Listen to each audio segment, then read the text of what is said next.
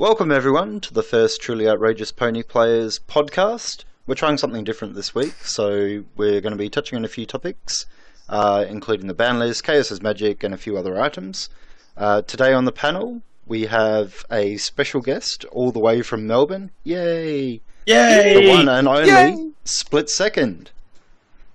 Hi. Hi. Wow. What do you want me to say? Oh, I guess Hello. that'll do Yes. it. Hello. Good to meet you. He's here. Nice to be here. Okay. I am here. Also on the panel, we have our regulars, torrentails What's up? and Card Shark. Hey. Okay, so... Wait. So, what? I have to say hello and give an introduction, and they just get away with hi and sup. Yeah. It's our channel. We're known. We're These are my peeps, yo. They chill in my crib. So You can. I don't know who you are. you're like coming round and saying hi and rifling through my fridge. I mean, they've got to know who you are. Exactly.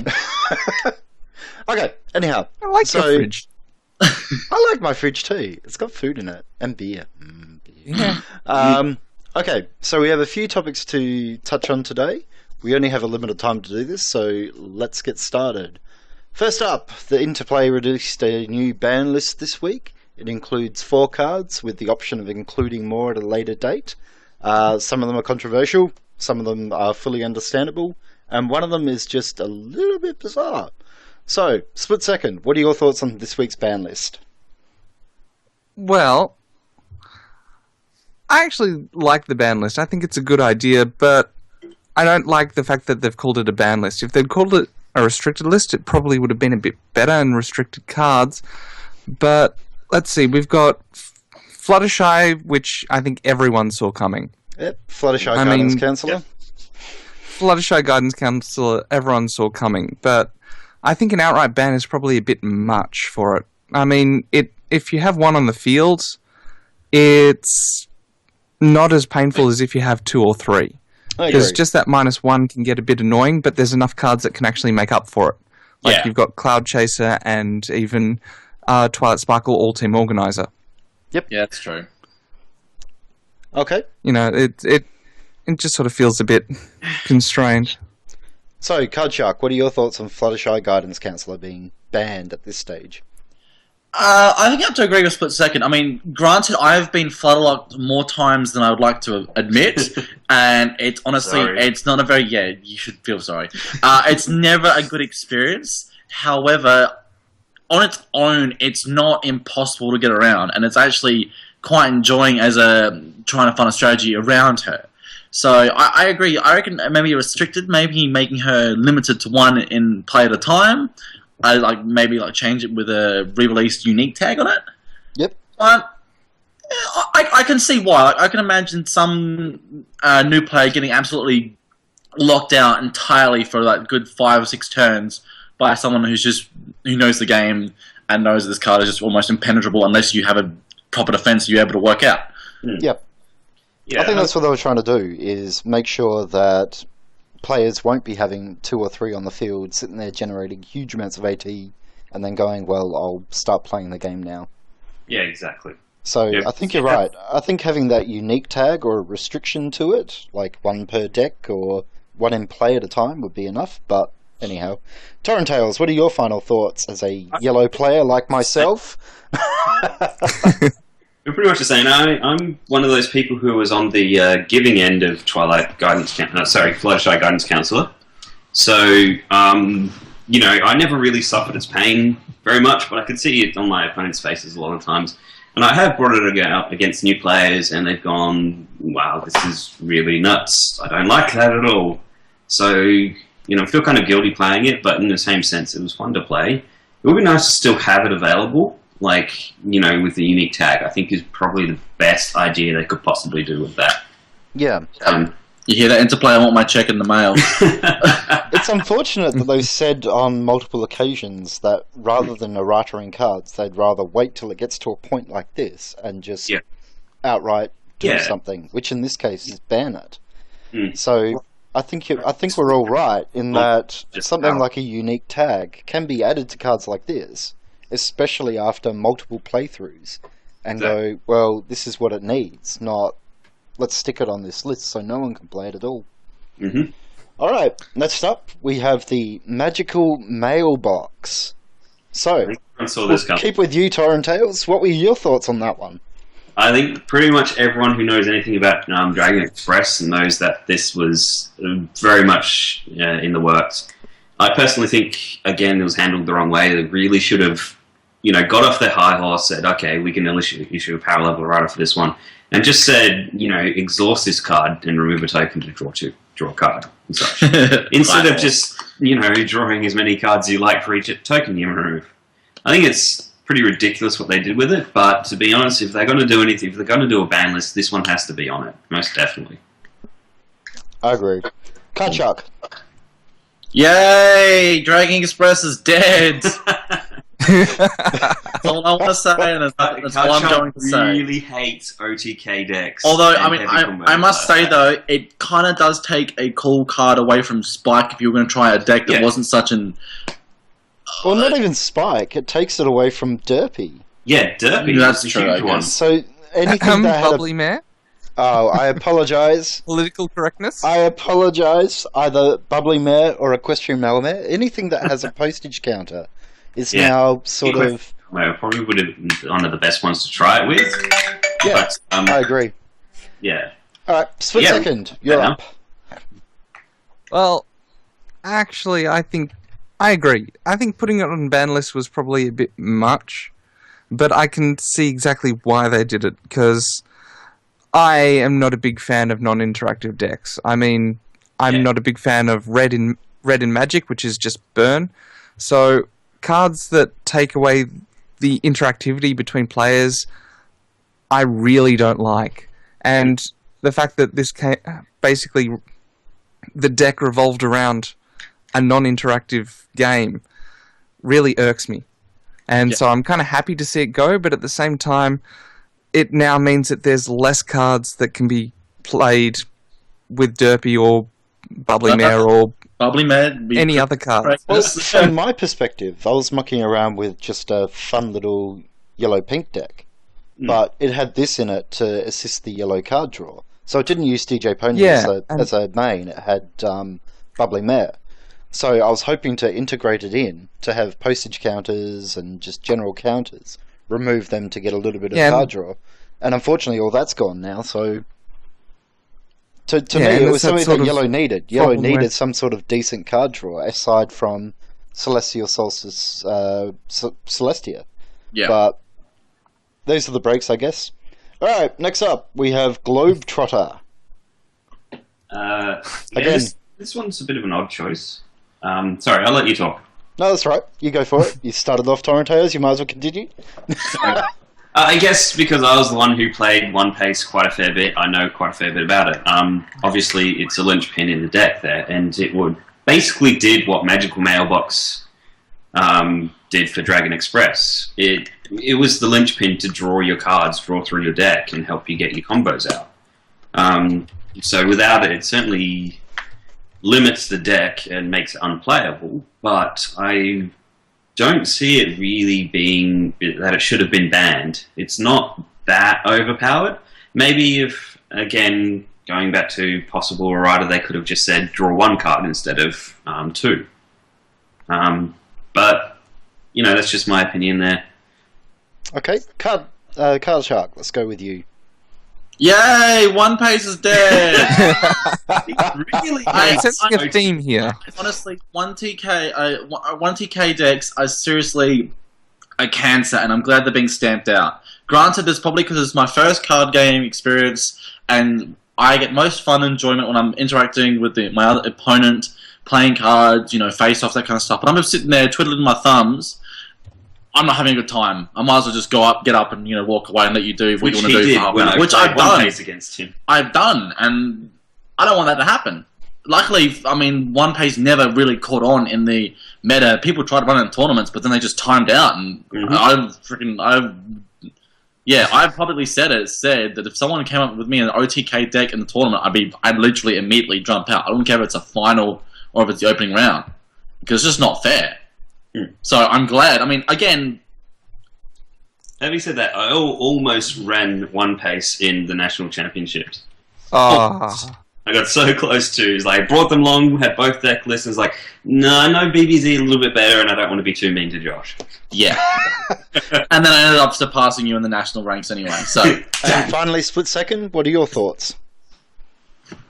Well, considering I actually did try to run one pace and didn't like it very much, I mainly used Globetrotter for every other deck, and I loved it in every other deck. Yeah. So, Yeah. while I'm a bit sad to see it go, if it stops one pace from existing anymore, I'm quite happy to see it go. You take that hit for the team. I would. I would. I like the card, and I think it's well designed, but it's just the fact that it creates non-interactive play, as Enterplay have said. I'm happy. I'm more than happy to see it go. And finally, sad, but we have understandable. Rainbow Shine, which is the most intriguing one, because the reason cited I so like that. far is it causes problems for future mechanics in sets. So To development. the only thing that I've seen so far that they've actually released are the new OP cards, which we'll talk about a little bit later. But the DJ Pony in particular, with all the movement that Blue has, and giving it extra movement and untapping, I suspect that's one of the reasons they've done it, but we'll have to wait till future sets to see what's going on. See them having some kind of combo or something like that, where you have to exhaust something in order to move something, but then you move Rainbow Shine with something else and then unexhaust it and whatever else. And then you stack that with an ability that says when you move something to this problem, do something. Yeah. So you could repeat the infinite combos with that, or something like that. I can see them having cards like that, wanting Yes. to do things like that, and going, no, we can't do that because reasons. Because Rainbow Shine. They actually have said that in another post somewhere else, I can't remember where, but they basically said that we pretty much had to scrap, a couple of dozen cards just because they comboed really badly with Rainbow Shine. And Rainbow Shine is just a linchpin in every OTK deck that they came up with in playtesting. But it sounds like they're actually doing a lot of playtesting this time around. Which is good. It's a good thing. It means that hopefully they'll notice things like Dragon Express before everyone else does. Yeah. And see what happens from there. It's Alright, let's move on to the next one.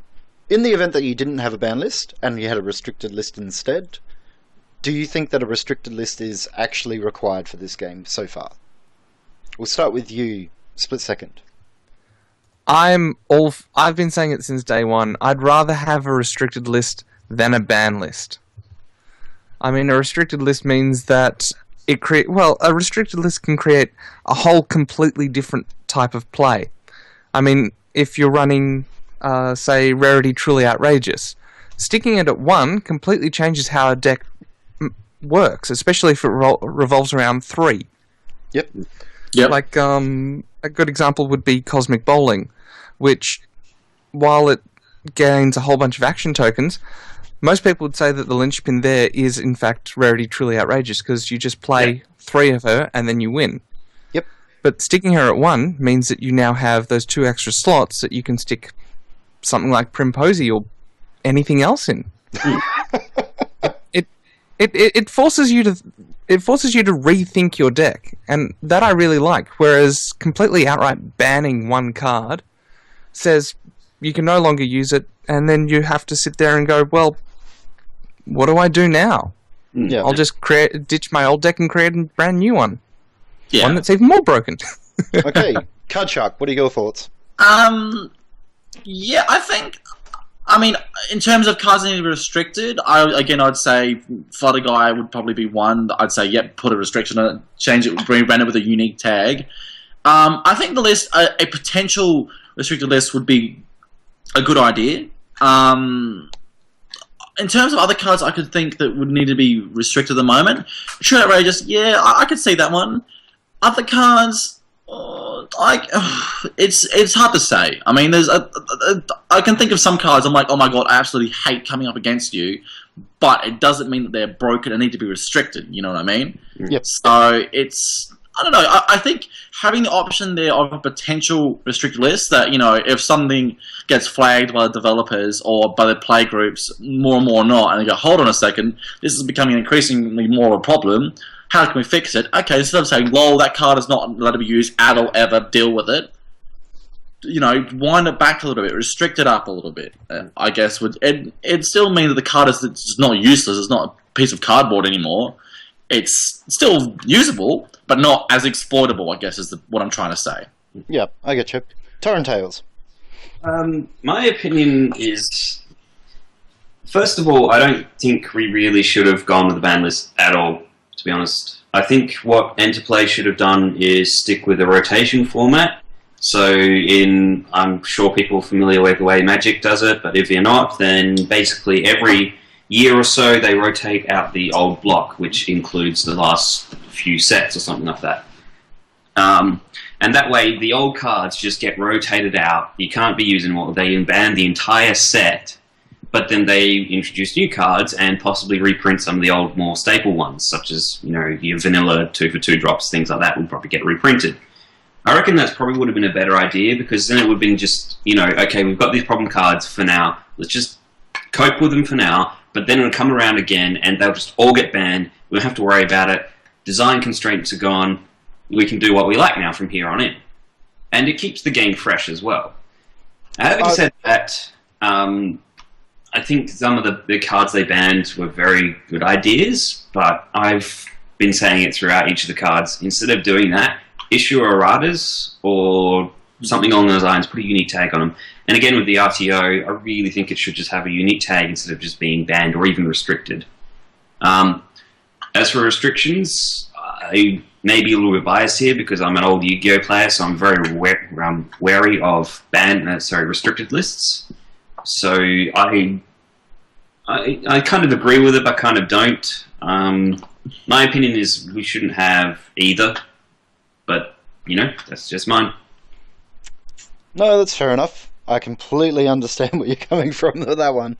I think the only issue so far is that we don't have enough sets to warrant some sort of rotation. Yeah, and as silly as it sounds, I'm actually hoping they don't rotate out. And the reason is that some of the cards that are in Premier, even if they are reprinted, I still want to play with them. I still like them. I still like my ship shapes and my RTOs and Doctor Who's and all that. And I can just see more and more iterations of Doctor Who's coming in. And that's going to be a lot of fun. Well, that's why we make a contemporary format where you can use more than the most 2 sets or whatever. I guess so. I guess in that kind of terms there, you think of Magic. Magic's got, 15 plus years? This game's got 1. Yeah. So it's something they could maybe implement in 5 years down the track if it's still going.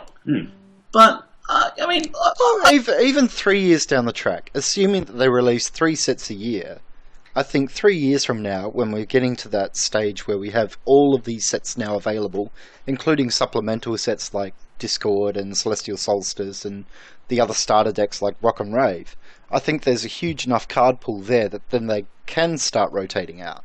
But I think for now, I'd rather just let them keep putting out more and more cards so that we've got a decent pool that we can use whatever we want. For now, it'd be cool. And then from there, start rotating 1 or 2 sets out every year.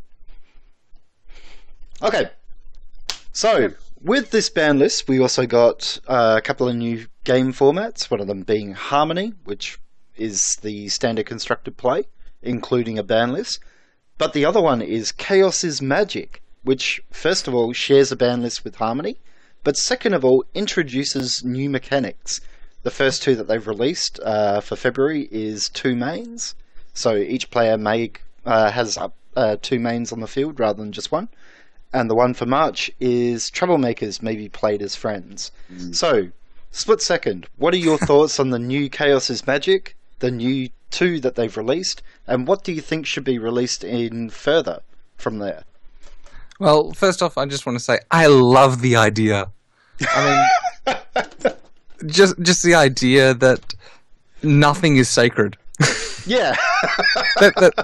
That's basically what it is. I mean, I honestly love the idea behind Chaos is Magic. And the idea of having 2 mains opens up so many different possibilities. Sharing a ban list with Harmony format, I think it's just a matter of time before Chaos's Magic gets its own ban list, or at least a restricted list, I'm hoping. I imagine each month as well.